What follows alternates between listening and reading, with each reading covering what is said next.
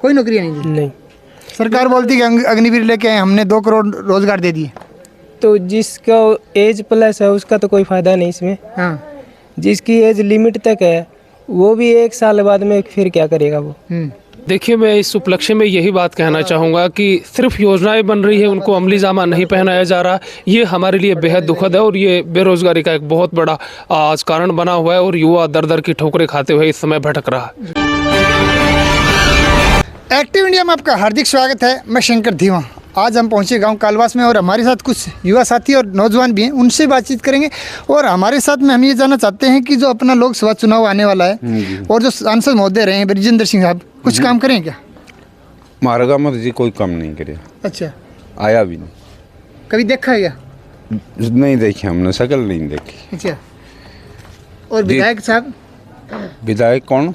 आपका विधायक जो क्षेत्र का विधायक है? हमारा क्षेत्र का विधायक तो ये रणदीप गंगवा है। हाँ जी, वो तो फिर भी आ जाता है। आ जाता है, लेकिन काम हाँ, क्या क्या किया? काम ने जी कोई छोटा मोटा काम जी तो करे जी। अच्छा, वैसे 1-2 काम बता दोगे जैसे किए हों, कैसी कौन कौन सी? काम तो जी एक अस्पताल है, उसके अंदर भी करवाया है, कुछ ये सड़ांग भी करवाया है जी, थोड़ा बहुत काम करवाया है। दूसरा, लगातार 10 साल से बीजेपी की सरकार है, बीजेपी किसान खुश हैं क्या उससे? किसान जी आधे खुश है, आधे जी नाराजगी में है भी, ये दोनों ही बात है। अच्छा, तो नाराजगी किस लिए? तो नाराजगी तो आज भाई 2 बंदे बैठे हैं, इनका थोड़ा काम हो गया, इनका ना है तो वो भाई नाराज ही हुआ। शक्ल देख के बात काम करते हैं क्या? कौन?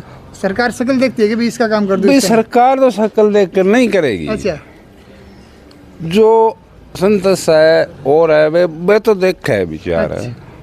आप युवा साथी हो, हम ये जानना चाहते हैं कि सरकार ने रोजगार नौकरियां दी हैं क्या? नहीं जी, कोई नौकरियां नहीं दी? नहीं। सरकार बोलती है कि अग्निवीर लेके आए, हमने 2 करोड़ रोजगार दे दिए। तो जिसका एज प्लस है उसका तो कोई फ़ायदा नहीं इसमें। हाँ। जिसकी एज लिमिट तक है वो भी 1 साल बाद में फिर क्या करेगा वो। जिसकी अगर उसकी एज प्लस हो गई तो उसके बाद में फिर क्या करेगा अग्निवीर के करने के बाद? जी। आपके गाँव से कितने लोग लगे हैं इन 2-3 साल के अंदर या 5 साल के अंदर? नहीं, एक भी नहीं। सरकार बोलती है हमने हर घर में या गांव में 5-5, 10 नौकरियां दी, और वो भी नहीं, बिना किसी रिश्वत के। ऐसा तो कुछ नहीं है अभी तक। जब आप जो अपनी पढ़ाई करते हो, कंपटीशन का प्रोग्राम करते हो, तो कुछ करते हैं। ये माहौल है गाँव का, अभी पता चल ही जाता है अभी कौन बंदे कहाँ लगे हैं, कौन कहाँ लगे हैं। तो ऐसा कुछ नहीं है अग्निवीर में अब तक तो। और कोई हरियाणा सरकार की तरफ से कोई रोजगार की कोई स्कीम, स्किल डेवलपमेंट के बारे में बात की जा रही कि स्किल डेवलपमेंट किया जा रहा है, ऐसा कुछ है? देखिए, मैं इस उपलक्ष्य में यही बात कहना चाहूँगा कि सिर्फ योजनाएं बन रही है, उनको अमली जामा नहीं पहनाया जा रहा। ये हमारे लिए बेहद दुखद है और ये बेरोजगारी का एक बहुत बड़ा आज कारण बना हुआ है और युवा दर दर की ठोकरें खाते हुए इस समय भटक रहा है।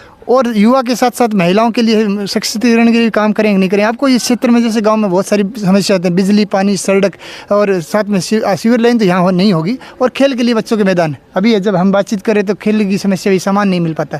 और क्या क्या समस्या? देखिए, तमाम तरह की हमारी जो कहें कि योजनाएं हैं या फिर हमारे जो प्रयास होते हैं, उनको हर समय हम किसी न किसी बड़े अधिकारी या फिर किसी नेता के समक्ष रखने का प्रयास करते हैं, खासकर अभी करंट में जो गवर्नमेंट है उसके समक्ष।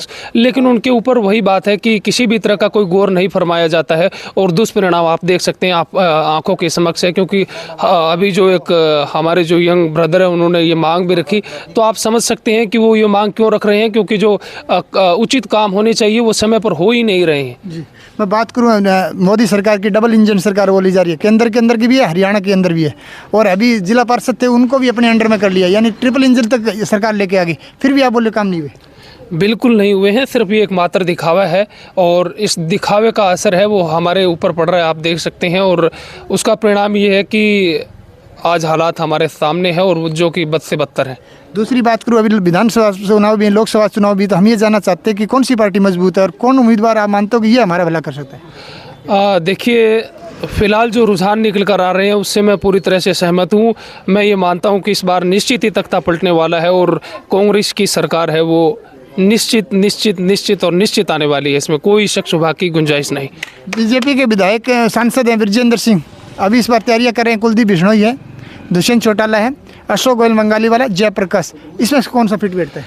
देखिए, जिस तरह से अभी हमने विचार सुने, उनके विचारों से प्रभावित है, तो मैं निश्चित ही चाहता हूं कि अशोक मंगालीवाला जी आएँ। और आपने एक और बात कही कि बृजेंद्र सिंह और अन्य कुछ और नेताओं के नाम लिए, तो एक और जब शुरू में आपने क्वेश्चन किया तो उनको कभी देखा है, तो सही मायने में उनका तस्वीर भी हमने तो नहीं देखी है आज तक। जी, तो गांव के जो आप जैसे ये पढ़े लिखे युवा हैं, मैं देख पा रहा हूँ कि बड़ी शुद्ध हिंदू बोल पा रहे हो, तो ये इनको भी रोज़गार नहीं मिल पा रहा, तो नॉर्मल जो बच्चे हैं उनको तो कहीं मिलेगा भी नहीं। तो मैं ये चाह रहा हूँ कि तख्ता पलट भी आप बोल रहे हो, तो क्या आपको लग रहा है कि आने वाले समय में जो हमारे सरकार आएगी वो काम करेगी? तो आपके मुख्य काम कौन कौन से, जिससे कि आप इसको अमली जमा पहनाना चाहते हो?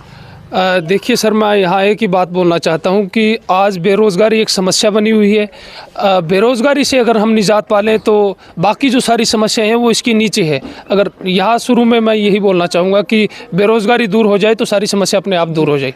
बात करी भाई साहब ने बेरोजगारी की बात की, बड़ी शानदार बात की। युवा का अपना पक्ष रखा, नौकरियां तो है नहीं, किसान परेशान है, बिजली पानी से तंग है। तो आप ये मानते हो कि सरकार विफल रही कि बीजेपी की? सरकार विफल है जी बीजेपी की, इसमें कोई दो राय नहीं है।